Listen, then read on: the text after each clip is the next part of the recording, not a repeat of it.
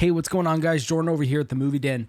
So today's video is going to be a little different than my normal unboxings, reviews, physical media updates, different stuff like that. I don't do a lot of these, but every now and then I do enjoy kind of doing deep dives into certain things. Today is going to be one of those videos. Now, I really wanted to focus on this because kind of with Christmas around the corner and stuff getting sent out through, post office and through USPS and stuff like that is taking quite a while. And I'm not complaining there. I'm just saying, things are taking longer to get to you. And so I kind of have a lull in stuff that I have coming in. And so I wanted to kind of change things up and get this one out to you. But today we are going to be doing a deep dive, look over the history, and I guess kind of a retrospective in a way, kind of where it started, where it went to, and where it's going to go for the found footage genre. But we're mainly going to be talking about the horror aspect of found footage. So guys, if you enjoy these kind of videos, make sure to go down below, hit that subscribe button, hit that like button, and of course hit that bell notification so you're notified anytime I post these videos. Let's go ahead and get started.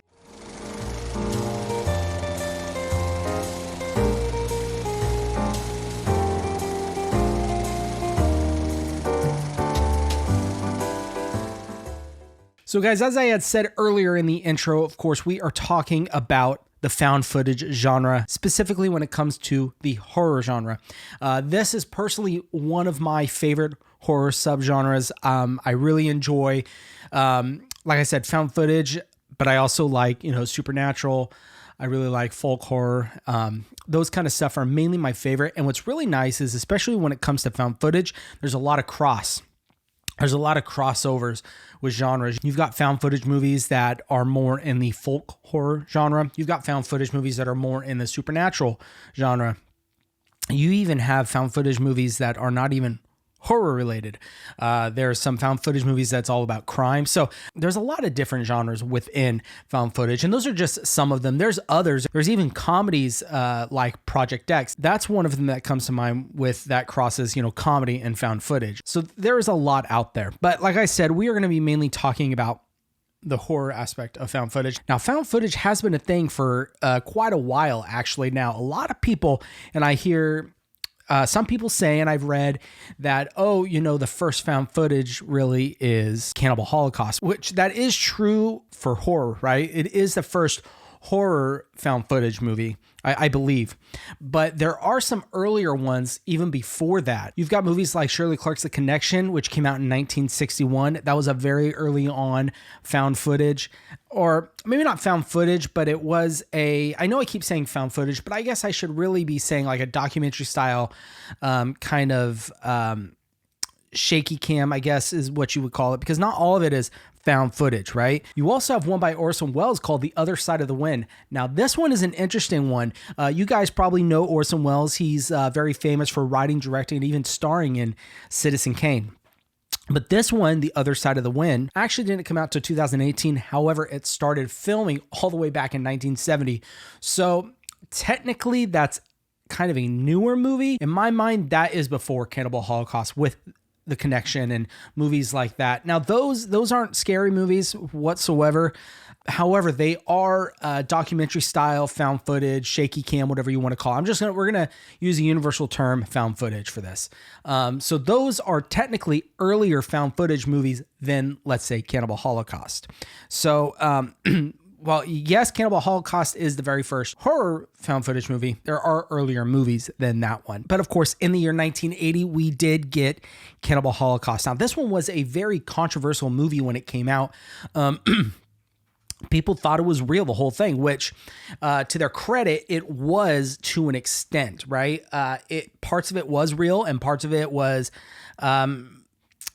like a movie directed, all that stuff. Mainly that stuff obviously started when the cannibalistic side of the movie started, but the earlier stuff, that was all real. And and then later, of course, we got the kind of reimagining of that movie by Eli Roth, The Green Inferno. But when that movie came out, after it came out and everything, that really kind of blew open a whole new subgenre of horror that a lot of people are trying to get in and recreate. You've got like America's Deadliest Home Video or the UFO Abduction, which you guys might know it as the McPherson tape. So those movies started to come out as a result of Cannibal Holocaust. So leading up all the way through the 80s, through the 90s, and right up until about 2000, there was an assortment of different found footage movies that came out. It wasn't until 1999 you started to hear rumors and word of mouth started to go around that there's this movie that was all real. People really believe that, and you could go on. This is early days of the internet. You can go on and find this website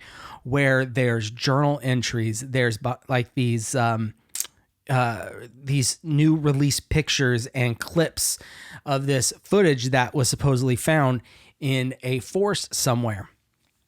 All this led up to a movie that really took the world by storm. And this is really where the mass appeal for found footage started happening. And we're talking about the Blair Witch Project. This movie, so you have Cannibal Holocaust was kind of at the core, was building, and then this one just took it to new heights. This movie had a huge success. This is one of those movies where you would hear people talk about, oh, I got to go check it out. What's this about? And the way they promoted this movie was very ingenious too. It got promoted as a real movie. And for a long time, that's what people really thought, that this was an actual found footage movie that these people edited together and released it to the public. Now, I would argue there's one that I think is, I want to say it's better, but I think this had something to do with it. And unfortunately, it didn't have as much of a following when this came out. It's a little more now, especially with the physical media communities really pushing this. This came out the year before 1998, but you've got The Last Broadcast. It was similar in a way where the Blair Witch, they're going out to find the Blair Witch. This one is the way this is similar is it's got roots in reality, the Jersey Devil. And you've got a group of guys who, again, at basically the start of internet early on, they had an internet show and they were going to go out and to look for the Jersey Devil. And that's what this movie is. So, this one definitely came before this, and they're very similar in the aspect of going out to the woods, finding whatever they're looking for. So I haven't heard anything, but I can imagine that the writers and producers and directors of the Blair Witch Project were heavily inspired by The Last Broadcast. Unfortunately, The Last Broadcast, like I said, didn't get that much attention, which is a shame because I think it's a fantastic movie, which you can still get. A lot of these movies that I'll be showing you, of course, I always link down below for you guys to check out. Definitely recommend you picking up some of these because there's some real gems in there. Anyways, back to what I was talking about. It, as much as I love The Last Broadcast, it really was the Blair Witch Project that put found footage horror kind of a resurgence, I guess you could say. So since the success of the Blair Witch Project in 99, of course, similar to Cannibal Holocaust, all these studios were rushing to try and recreate the Blair Witch Project. And some did pretty well. You have like the Poughkeepsie tapes. Some didn't do very well at all, such as the St. Francis Experiment, or even, I would argue more notoriously, let me get it out of here, the sequel to the Blair Witch Project. It was not good. This one came out, so the sequel came out in 2000, so it was like directly after it. And this was an example of, again, these studios wanted to cash in on the popularity of the Blair Witch Project and quite honestly failed miserably. But of course, it wasn't until 2009 where something similar to the Blair Witch Project was happening. And what I mean by that is not that it was the same storyline, a group of people going into the forest, searching for something, and they find the tapes.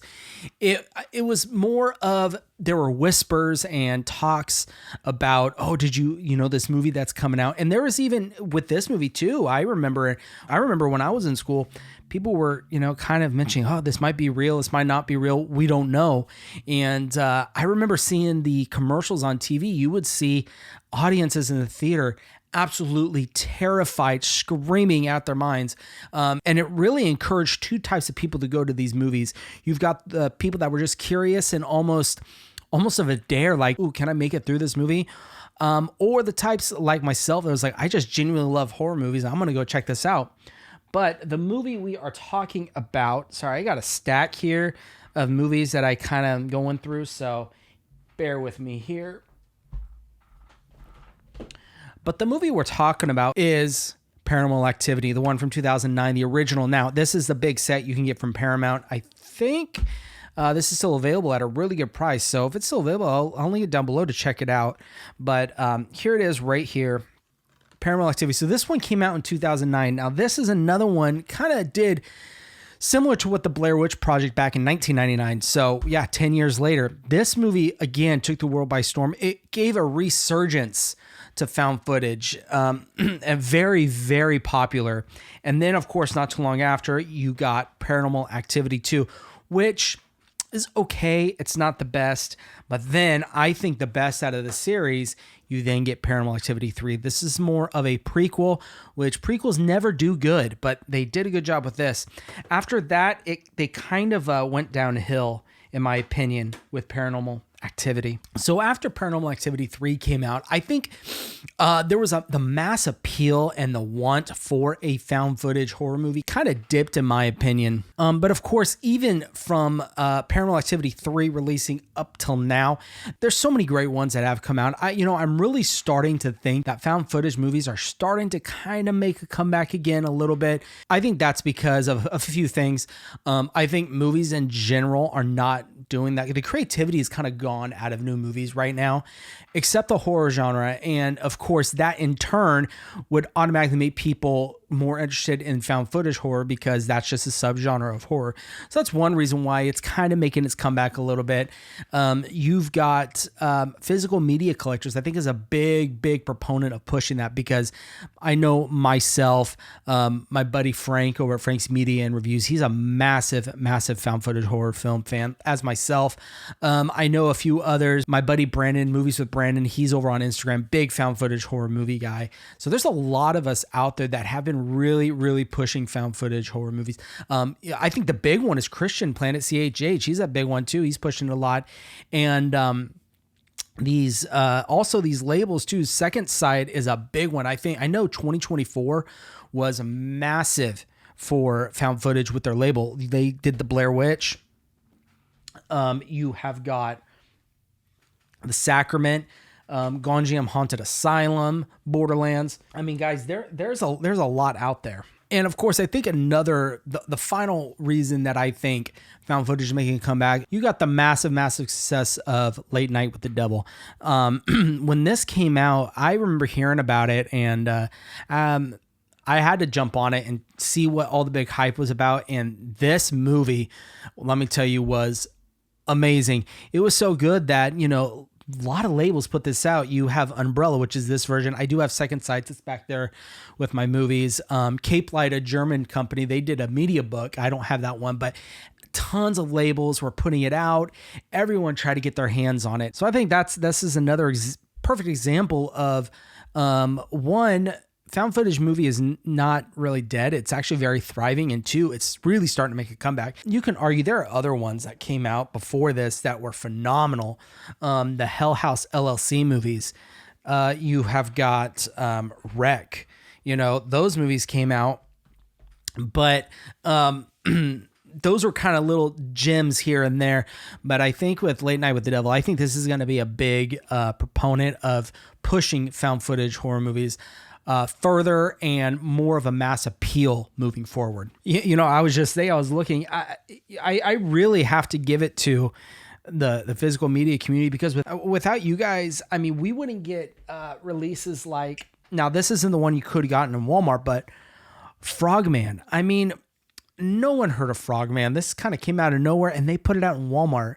So for a very low budgeted, not very talked about found footage movie to make its way to Walmart and to sell out at Walmart, that they couldn't keep it in stock, That says something. So I think that's really, really neat. But anyways, guys, to wrap it up, that's kind of my thoughts on the found footage genre as a whole.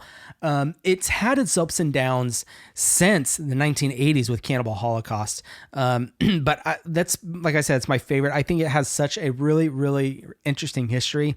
I mean, you even got movies like not even horror related. You can even get crazy movies like Trash Humpers. This movie's wild and weird. So there's found footage movies for everyone, in my opinion. And I just think it's an awesome genre that I think you guys should definitely dive more into if you haven't, to check out. If you guys have Shudder, definitely watch this. Vinegar Syndrome has a partner label with Shudder where they release some of their movies. And they released this documentary on Shudder called The Found Footage Phenomenon. And they did release it on physical. I have it right here. This is an amazing documentary, and I definitely recommend you guys to check this out because there's so much good nuggets of information in this about the found footage. And there's movies in here that I didn't know about that I want to check out because they got so many writers and directors back from other found footage movies to talk about the found footage genre as a whole. So definitely recommend this. If you guys haven't seen this, check it out. I think you guys really enjoyed it if you want to dive more into the found footage genre. But anyways, guys, that's my video for today. If you guys enjoyed it, make sure you go down below, hit that subscribe button, hit that like button, and of course, hit that bell notification so you're notified anytime I post any of these videos. Guys, this is going to be my last video until after Christmas. I've got a lot of stuff going on the next couple of days, so I just really want to focus on that and be with my family as much as possible. And then right after Christmas, I'll be going strong. The 26th, I'll probably put out a video, if not the 27th. So this is my last video till then, but I hope you guys enjoyed it. And of course, you guys have a good one and take care.